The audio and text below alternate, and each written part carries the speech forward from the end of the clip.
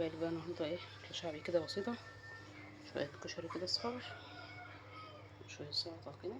اخد طماطمتين عندي والله، وسلطة بيضة اهو، بطاطس محمرة. ايه احلى اكل النهارده، ايه اكل شعبي.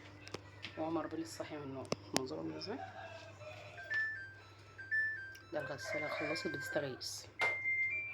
الغسالة بتستغيث بتقولي اطفيني وارحميني، بقالي ساعة ونص شغالة.